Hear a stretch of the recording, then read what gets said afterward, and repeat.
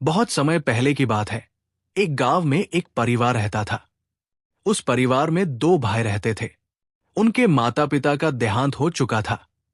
घर की देखभाल करने वाला और खाना बनाने वाला कोई नहीं था। इसलिए बड़े भाई की शादी जल्दी हो गई थी। वे खेती बाड़ी करते थे और गाय भैंस भी पालते थे। उनके पास पैतृक संपत्ति काफी थी। लेकिन बड़ा भाई और उसकी पत्नी, भाभी, बहुत लालची थे। वे हमेशा छोटे भाई को ठगने की कोशिश करते थे। भाभी की बातों में आकर बड़ा भाई भी छोटे भाई को धोखा देने में लग गया। छोटा भाई बहुत ईमानदार, सीधा साधा और सरल स्वभाव का था। वो हमेशा बड़े भाई और भाभी का आदर करता था और सोच समझ कर ही बोलता था। बड़ा भाई और भाभी उसकी इस सादगी को उसकी कमजोरी समझते थे, लेकिन अंदर से वो बहुत चतुर था। बड़ा भाई और भाभी सिर्फ बातों से ही नहीं, बल्कि रोजाना उस पर अत्याचार करने से भी पीछे नहीं हटते थे।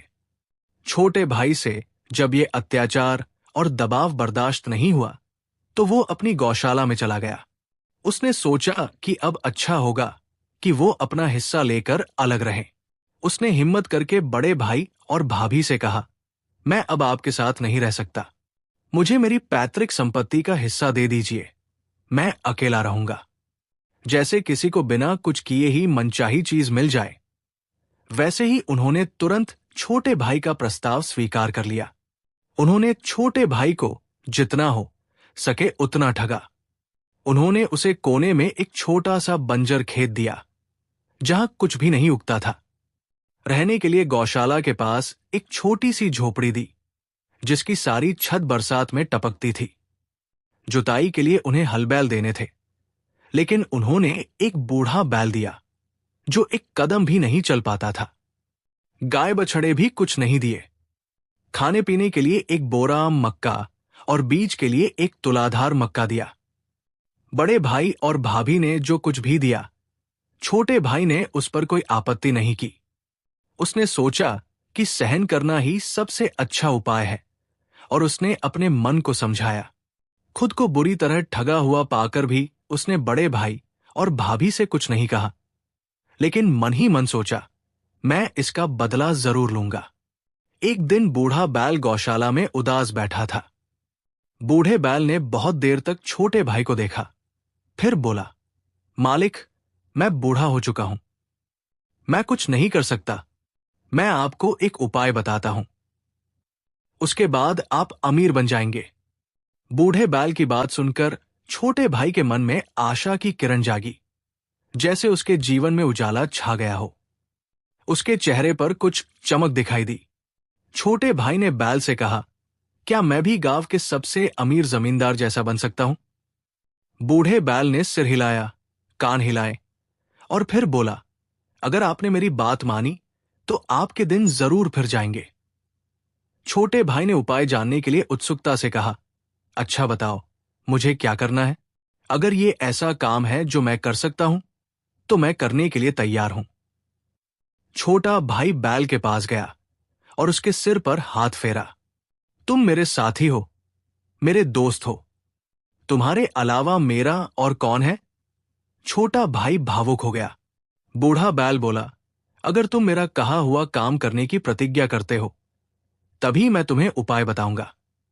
छोटे भाई ने बैल की बात सुनकर थोड़ी चिंता की और बैल को बार बार कहा, ठीक है, मैं प्रतिज्ञा करता हूं। मैं 3 बार प्रतिज्ञा करता हूं कि मैं वही करूंगा जो तुम कहोगे। तब बैल ने उसे कान में उपाय के बारे में बताया। छोटे भाई का चेहरा काला पड़ गया। वो कुछ बोल नहीं पाया और जमीन पर धम से बैठ गया। बैल बोला, तुम्हें कोई पाप नहीं लगेगा। मैंने अपनी इच्छा से कहा है, फिर तुमने प्रतिज्ञा भी की है। अगर तुम प्रतिज्ञा तोड़ोगे तो तुम्हें भयानक पाप लगेगा। छोटा भाई प्रतिज्ञा से डर गया।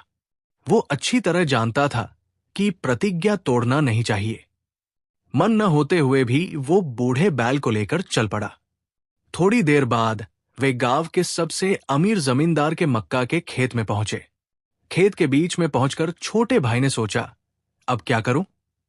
बैल ने 8-10 मक्के खाए और दूर से ऐसा दिखाया जैसे उसने मक्का के पौधों को बहुत नुकसान पहुंचाया हो। बैल बोला, जल्दी करो, अगर किसी ने देखा तो काम बिगड़ जाएगा। छोटे भाई ने बैल को उसकी बताई जगह पर ले जाकर छोड़ दिया। बूढ़ा बैल तुरंत मर गया। उसने मुश्किल से बैल को 4 पैरों पर खड़ा किया और उसके मुंह में एक खड़ा मक्का ऐसे ठूंस दिया जैसे वो खा रहा हो। उसके बाद वो जल्दी से मक्का के खेत के ऊपर एक ऊंची पहाड़ी पर पहुंच गया। छोटा भाई वहां से जमींदार बाबा के बारे में चिल्लाया, मक्का, बैल खा गया, मक्का, बैल खा गया।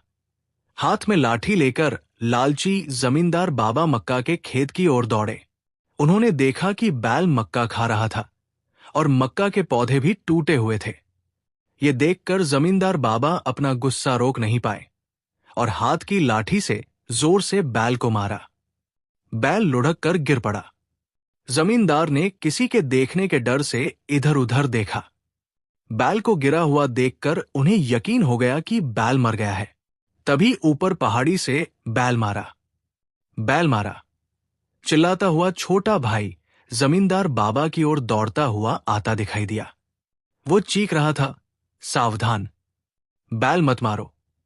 छोटा भाई कुछ ही देर में वहां पहुंच गया। जमींदार क्या करे क्या न करे की स्थिति में थे। वो चुपचाप मरे हुए बैल को देखते रहे।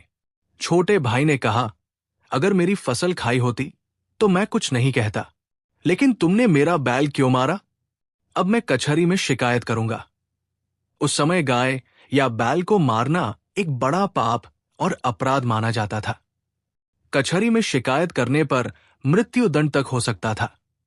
जमींदार बाबा ने पहले किसी के देखने के डर से चारों ओर देखा और फिर छोटे भाई की ओर मुड़कर कहा, देखो बेटा, कचहरी में शिकायत मत करो। किसी को मत बताना कि मैंने बैल को मारा है। कह देना कि मेरा बैल खुद मर गया, वो बूढ़ा था। मैं तुम्हें चांदी के ढेर सारे सिक्के दूंगा। छोटे भाई ने तुरंत विचार किया और कहा, अगर आप ऐसा कहते हैं तो मैं ऐसा ही करूंगा। आपको फंसाने से मुझे क्या मिलेगा? जमींदार बाबा ने चांदी के सिक्कों का लेन देन अपने घर में ही किया और वे वहां से चले गए। छोटा भाई बैल के सिर पर हाथ फेरते हुए कहने लगा, दोस्त, तुमने मुझे क्या सिखाया? तुमने मुझे जीवन दिया। वो घर गया, फावड़ा लेकर आया और बैल को वही घंटों तक खोदता रहा। उसने एक बड़ा गड्ढा खोदा। अकेले ही उसने मरे हुए बैल को गड्ढे में डाला और दफना दिया। फिर छोटा भाई भी घर चला गया। शाम को जब अपना बिराना कोई नहीं था, छोटा भाई घर से जमींदार बाबा के महल की ओर चला। बाबा महल के छज्जे पर उसका ही इंतजार कर रहे थे। छोटे भाई के पहुंचते ही वे उसे अंदर ले गए। उन्होंने अपनी अलमारी में रखे जगमगाते चांदी के सिक्कों का एक बोरा भरा और छोटे भाई की ओर मुड़कर बोले, क्या ये एक बोरा तुम्हारे लिए काफी होगा बेटा? छोटे भाई ने जल्दी से कहा, बाबा, मुझे इतना ही बहुत है। जमींदार बाबा ने बोरा उठाते हुए कहा, ठीक है, ले जाओ। अपने घर गृहस्थी को अच्छे से चलाना। चांदी के सिक्कों से भरा वो बोरा लेकर वो घर चला गया। एक ही दिन में उसने उस बूढ़े बैल की सलाह से इतनी बड़ी रकम कमा ली। उसने बोरा घर की अनाज कोठरी में रखा और वहीं सो गया। अगले दिन सुबह छोटा भाई बड़े भाई के पास गया।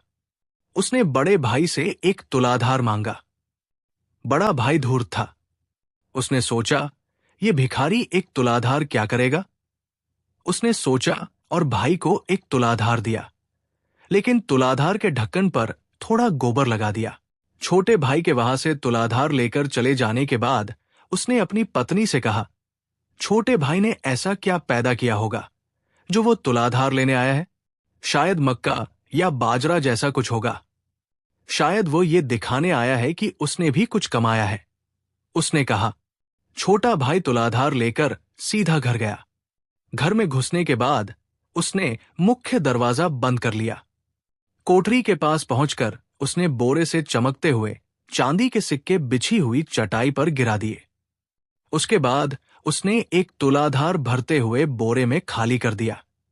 एक तुलाधार भरते ही उसने एक सिक्का रखा। भर जाने के बाद उसने जमीन पर पड़े सिक्के गिने। कुल 10 सिक्के थे। छोटा भाई 10 तुलाधार चांदी के सिक्के पाकर दंग रह गया। उसने बोरे का मुंह बांधा और उसे पुरानी जगह पर रख दिया। वो वहां से तुलाधार लेकर सीधे अपने भाई के पास आया। उसने तुलाधार बड़े भाई को दी। तुलाधार का काम छोटा था, उसने तुरंत ले लिया। छोटे भाई ने कहा, ये लो तुलाधार। बड़ा भाई अंदर चला गया तो छोटा भाई भी चला गया। छोटे भाई का बड़ा भाई और भाभी अंदर मिले। उन्होंने तुलाधार के ढक्कन पर देखा। गोबर पर चमकता हुआ चांदी का सिक्का चिपका हुआ था। उन्होंने ये देखकर लालच में लार टपकाई कि इतने से मक्के में चांदी का सिक्का कहां से आया। देखो, तुमने बहुत धन कमाया है, मैं उसे बहका कर सब कुछ निकलवाता हूं। हमें भी उसके कहे अनुसार पैसे कमाने चाहिए, बड़ा भाई अपनी पत्नी से कह रहा था। काफी दिनों से उसकी भाई से मुलाकात नहीं हुई थी। छोटा भाई भी अपने काम में व्यस्त था। एक सुबह अपना नित्य कर्म करने के बाद छोटा भाई बड़े भाई के घर निकला। लोभी और लालची बड़े भाई ने उसे खूब प्यार किया और कहा, इतने दिन तुझे देखा नहीं, देखकर लगा कि बीमार पड़ गया है। मैं तो तुझे देखने आ ही रहा था। छोटे भाई ने सिर हिलाकर कहा, नहीं, बीमार कहा। आजकल तो काम से फुर्सत नहीं मिलती, कभी बाजार, कभी कहीं। अच्छा, अंदर आ जाओ, तुमसे कुछ खास बात करनी है, बड़े भाई ने छोटे भाई से कहा। छोटे भाई ने मन ही मन सोचा, इन्हें तो कभी ऐसा अंदर आओ, बैठो नहीं कहा था। इनकी नीयत जरूर खराब है। नहीं, मैं यहीं बैठूंगा। छोटा भाई सीढ़ी पर बैठ गया। बड़ा भाई भी छोटे भाई के पास आकर बैठ गया और धीरे से पूछा, भाई, इतनी सी तुलाधार में चांदी के सिक्के कहां से लाए? तुम्हारे पास तो और भी चांदी के सिक्के हैं। छोटे भाई ने उसकी बात को हल्के में लिया और हंसकर बोला, मेरा बूढ़ा बैल गौशाला में देखा था ना, कितने दिन हो गए थे, मैंने उसे जमींदार गांव ले जाकर काट दिया। सभी को बैल का मांस महे में बेचा, उसी के पैसे हैं ये चांदी के सिक्के। इतना कहकर छोटा भाई हंस पड़ा। बड़े भाई और उसकी पत्नी ने भी सलाह की। उन्होंने भी जमींदार गांव ले जाकर बैल काटने का निश्चय किया। वो अपनी गौशाला का सबसे बड़ा, अच्छा और मजबूत बैल लेकर जमींदार गांव गया। गांव के एक किनारे पर ले जाकर उसने बैल को काटा और मांस के टुकड़े किए। एक आदमी भी मांस खरीदने नहीं आया। उसने मांस के टुकड़े एक बोरे में बांधे और जमींदारों के घर घर बांटने लगा। छोटे भाई के बड़े भाई ने बैल काटकर घर घर मांस बांटने की बात फैल गई। जमींदार भी कहते ही पकड़ लिया। बिना मेहनत ही मिल गया की तरह उसे पकड़ लिया और बांध लिया। किसी ने 1-2 थप्पड़ भी मारे। तभी एक जमींदार बोला, बैल काटकर बेचने वाले इस बदमाश को अब कचहरी ले जाना चाहिए। छोटे भाई के बड़े भाई ने जमींदार समाज के सामने हाथ जोड़कर माफी मांगी। वो बहुत पश्चाताप और विलाप करते हुए रोया। समाज ने उसे माफ कर दिया, लेकिन उसे दंड के रूप में बड़ी रकम चुकानी पड़ी। दंड चुकाने के लिए उसने अपनी जमीन बेच दी, अनाज उगाने वाली जमीन भी बेच दी और समाज को दंड चुकाया। उसके बाद उसकी स्थिति बिगड़ गई। उसने सोचा कि उसे इस स्थिति में लाने वाला छोटे भाई ने चाल चली है। वो छोटे भाई से पहले से भी ज्यादा गुस्सा हो गया और बदला लेने का विचार किया। एक दिन उसने अपने घर में छोटे भाई को पकड़ा। वे पति पत्नी मिलकर छोटे भाई को बोरे में कसकर बांध दिया। बोरे में डालने के बाद उसने दांत पीसते हुए कहा, अब तुझे जंगल पार की बड़ी नदी के बीच में ले जाकर डुबो दूंगा। बोरे में एक बड़ा पत्थर भी बांधा है। तुझे डुबो दूंगा और तेरी सारी संपत्ति अपनी बना लूंगा। बोरे के अंदर छोटे भाई ने उसकी बातों का कोई जवाब नहीं दिया और चुपचाप बैठा रहा। उसका बड़ा भाई थोड़ी थोड़ी देर में बड़बड़ा रहा था। बोरे पर एक रस्सी बांधी। उसकी पत्नी ने बोरा उठाने में मदद की। उन्होंने छोटे भाई को बोरे में उठाया और बड़ा भाई जंगल के रास्ते पर चल पड़ा। चलते चलते वो थक गया और बिल्कुल थक गया। मुश्किल से उसने जंगल पार किया। लेकिन भाई को नदी के बीच में ले जाकर डुबोने की हिम्मत उसे नहीं हुई। उसने बोरा एक पेड़ की टहनी पर रखा और लंबी सांस ली। उसे भूख भी लग रही थी। उसने सोचा कि पहले खाना पकाकर खा ले, उसके बाद ही नदी में डुबोएगा। वो किनारे की ओर चला। नदी के किनारे उसने एक चूल्हा बनाया और खाना पकाने लगा। बोरे के अंदर से छोटे भाई ने सड़क पर घोड़े की टापों की आवाज सुनी। बोरे के एक छोटे छेद से उसने सोचा कि ये कौन है। लालची जमींदार घोड़े पर उसी रास्ते से आ रहा था। उसने जमींदार को फंसाने का उपाय तुरंत रच लिया। उसने अपने चांदी के सिक्के निकाले, तुलाधार में रखे और छेद से बजाए और गुनगुनाने लगा। पैसे बन रहे हैं, पैसे बन रहे हैं। जंगल के किनारे, नदी के किनारे, गड्ढे के अंदर पैसे बन रहे हैं। पैसे बजने की आवाज के साथ साथ ये सुनकर कि पैसे बन रहे हैं, जमींदार लालच में पास पहुंचा और घोड़े को एक पेड़ की टहनी से बांधकर घोड़े से उतर गया। बोरे के पास पहुंचकर जमींदार ने कहा, तुम कौन हो और क्या कर रहे हो? पैसे बजने की आवाज भी सुनाई दे रही है। बोरे के अंदर से आवाज आई, मैं भी एक मुसाफिर हूं। ये चांदी के सिक्के देने वाला बोरा है। मैं भी अभी इसमें घुसकर सिक्के बना रहा हूं। बात सुनकर जमींदार बहुत लालची हो गया और बोला, मुसाफिर, तुम्हारी बारी हो गई ना? क्या मुझे भी थोड़ी देर के लिए बनाने का मौका मिलेगा? मेरी बारी नहीं हुई। बोरे से फिर आवाज आई, अगर थोड़ी देर के लिए है तो मैं दे सकता हूं। जमींदार ने बोरा खोला और लड़के को बाहर निकाला। उसकी तुलाधार में चमकते हुए चांदी के सिक्के देखकर जमींदार ने खटखटाकर कुछ निगल लिया। जमींदार जल्दी से बोरे में घुस गया। छोटे भाई ने बोरे का मुंह कसकर बांध दिया। लो जमींदार बाबा, ध्यान से चांदी के सिक्के बनाना। अगर कोई बुलाए तो बोलना मत, नहीं तो सिक्के नहीं बनेंगे। इतना कहकर वो जमींदार के घोड़े पर चढ़कर घर चला गया। बड़े भाई ने खाना पकाया और खाया। उसने आराम किया। अब उसे बोरा उठाकर नदी के बीच में ले जाकर डुबोने की हिम्मत हुई। वो छोटे भाई का बोरा रखने वाली जगह पर आया। आदमी के आने का पता चलते ही बोरे के अंदर से जमींदार बोला, ए लड़के, पैसे कहाँ बन रहे हैं? अभी तो पैसे बन रहे हैं। अब थोड़ी देर में तुलाधार भर चांदी के सिक्के बनेंगे। गुस्से में उसने वो बोरा उठाया और नदी की ओर चला। नदी के बीच में पहुंचकर उसने बोरे को पानी में डुबो दिया। जमींदार कुछ बोल पाता, वो डूब गया और खत्म हो गया। उसके बाद वो जल्दी से घर चला गया। जब वो घर पहुंचा तो वो दंग रह गया। एक बड़ा ताकतवर घोड़ा आंगन में बंधा था और भाई, छोटा भाई आनंद से दूध पी रहा था। नहीं छोटे भाई, मैंने तो तुझे नदी में डुबो दिया था, तू यहां कैसे है? उसके बड़े भाई ने आंखें मलते हुए कहा, जैसे वो सपना देख रहा हो, लेकिन वो हकीकत थी। क्या आप पूछ रहे हैं कि पैसे बने या नहीं? आपको यकीन नहीं होगा।